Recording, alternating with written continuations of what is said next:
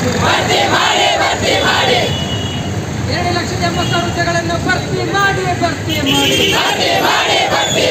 ಬೇಕೇ ಬೇಕು ವಿದ್ಯಾರ್ಥಿ ಶಕ್ತಿ ಗುಡುಗಿದರೆ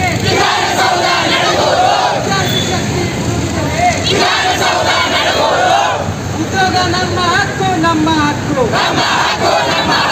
ಬೇಕೇ ಬೇಕು ದೇಶಕ್ಕಾಗಿ ಹೋರಾಟ ಖಾಲಿ ಇರ್ತಕ್ಕಂಥ ಎಲ್ಲ ಹುದ್ದೆಗಳನ್ನು ಈ ಕೂಡಲೇ ಭರ್ತಿ ಮಾಡಿ ಉದ್ಯೋಗಾಕಾಂಕ್ಷಿಗಳ ವಯೋಮಿತಿಯನ್ನು ಹೆಚ್ಚಿಸಿ ಉದ್ಯೋಗಾಕಾಂಕ್ಷಿಗಳ ವಯೋಮಿತಿಯನ್ನು ಹೆಚ್ಚಿಸಿ ಬೇಕೇ ಬೇಕು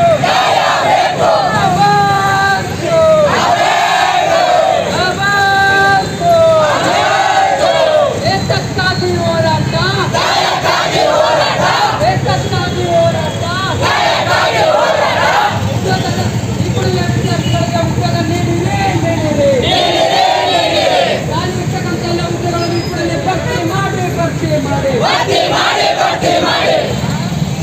ಲೈಬ್ರರಿಯಲ್ಲಿ ಕೂತ್ಕೊಂಡು ಓದ್ತಾ ಇದ್ದೀವಿ. ನಮಗೆ ವಯಸ್ಸಾಗ್ತಿದೆ ವಿನಃ ಯಾವುದೇ ಜಾಬ್ ಕರಿತಾ ಇಲ್ಲ. ಎಷ್ಟು ದಿನ ಅಂತ ಕೂತು ಓದಬೇಕು? 1 ವರ್ಷನ 2 ವರ್ಷ 4 ವರ್ಷ ಆಯಿತು ಕೂತ್ಕೊಂಡು ಓದ್ತಾ ಇದ್ದೀವಿ. ಯಾವುದೇ ಆಗಲಿ ಜಾಬ್ ಕಾಲ್ಫಾರ್ಮ್ ಇಲ್ಲ. ವಯಸ್ಸಾದಮೇಲೆ ಮನೇಲಿ ಬೈತಾರೆ, ತಂದೆ ತಾಯಿ ಎಷ್ಟಂತ ನಮ್ಮನ್ನು ದುಡ್ಡು ಕೊಡಬೇಕು. ನಮಗೆ 35 ಏಜ್ ಆಗಿದೆ ಅಂದರೆ ಇನ್ನು ತಂದೆ ತಾಯಿ ವಯಸ್ಸು ಎಷ್ಟಾಗಿರಬಾರ್ದು? ಅವ್ರು ಏನು ಮಾಡಬೇಕು? ಎಷ್ಟು ದುಡಿಬೇಕು? ವಯಸ್ಸಾಗಿದೆ ಅಂದಮೇಲೆ ನಮಗೊಂದು ಜಾಬ್ ಬೇಕಲ್ವಾ? ನೀವು ಅಕ್ಕಿ ಕೊಟ್ಟಿವಿ, ಬಸ್ ಫ್ರೀ ಮಾಡಿದ್ವಿ ಅಂತ ಮಾಡಿದರೆ ದೇಶ ಅಭಿವೃದ್ಧಿ ಆಗುತ್ತಾ? ಖಂಡಿತ ಆಗಲ್ಲ. ದೇಶ ಅಭಿವೃದ್ಧಿ ಆಗಬೇಕಂದ್ರೆ ಪ್ರತಿಯೊಂದು ಮನೆಗೂ ಏನು ಬೇಕು? ಜಾಬ್ ಬೇಕು. ನಮ್ಮ ಎಷ್ಟೋ ಹುಡುಗರು ಮನೆ ಬಿಟ್ಟು ದುಡಿಮೆಯನ್ನು ಬಿಟ್ಟು ಜಾಬ್ ಬಿಟ್ಟು ರೂಮ್ ಮಾಡ್ಕೊಂಡು ಓದ್ತಾ ಇದ್ದಾರೆ. 37, 38 ವಯಸ್ಸಾಗಿದೆ.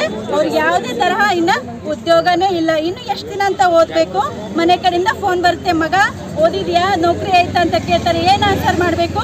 ಕೂತ್ಬಿಟ್ಟು ನಾವು ಓದಿದ್ರೆ ಅವ್ರಿಗೆ ಆನ್ಸರ್ ಮಾಡ್ಲಿಕ್ಕೆ ಆಗಲಿಲ್ಲ ಅಂತಂದರೆ ನಮ್ಗೆ ಎಷ್ಟು ಕಷ್ಟ ಆಗುತ್ತೆ. ನನ್ನ ಜಾಬ್ ಆಗಿಲ್ಲ ಅಪ್ಪ ಅಮ್ಮ ಅಂದರೆ ಅವ್ರಿಗೆ ಎಷ್ಟು ಕಷ್ಟ ಆಗುತ್ತೆ.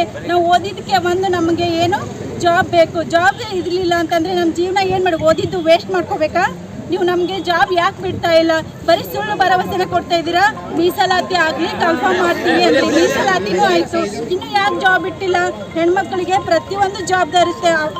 ಅತ್ತೆ ಮಾವನ್ನ ನೋಡ್ಕೋಬೇಕು, ಮಕ್ಕಳನ್ನ ನೋಡ್ಕೋಬೇಕು, ಮನೇನ ನೋಡ್ಕೋಬೇಕು, ಮತ್ತು ನಾವು ಓದಬೇಕು.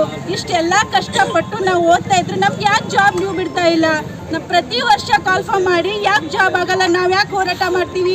ಪ್ರತಿ ವರ್ಷವೂ ನೀವು ಕಾಲ್ಫಾರ್ಮ್ ಮಾಡಬೇಕು, ಎಲ್ಲರಿಗೂ ಉದ್ಯೋಗ ಸಿಗುವಂತೆ ಮಾಡಬೇಕು. ಅನ್ಎಜುಕೇಟ್ ಥರ ಮಾಡಬೇಡಿ ಪ್ಲೀಸ್. ದಯವಿಟ್ಟು ನಿಮ್ಮಲ್ಲಿ ಮನವಿ ಮಾಡ್ಕೊಳ್ಳೋದು ಏನಂತಂದರೆ ಪ್ರತಿ ವರ್ಷವೂ ಕಾಲ್ಫಾರ್ಮ್ ಮಾಡಿ ನಾವು ಎಲ್ಲರೂ ಓದಿ ಜಾಬ್ ತೊಗೊಂಡ್ರೆ ಮನೆನೂ ಉದ್ಧಾರ ಆಗುತ್ತೆ, ದೇಶನೂ ಉದ್ಧಾರ ಆಗುತ್ತೆ. ಎಲ್ಲ ಯುವ ಜನರಿಗೆ ಸರ್ಕಾರದ ಮೇಲೆ ಒಂದು ಭರವಸೆ ಇರುತ್ತೆ.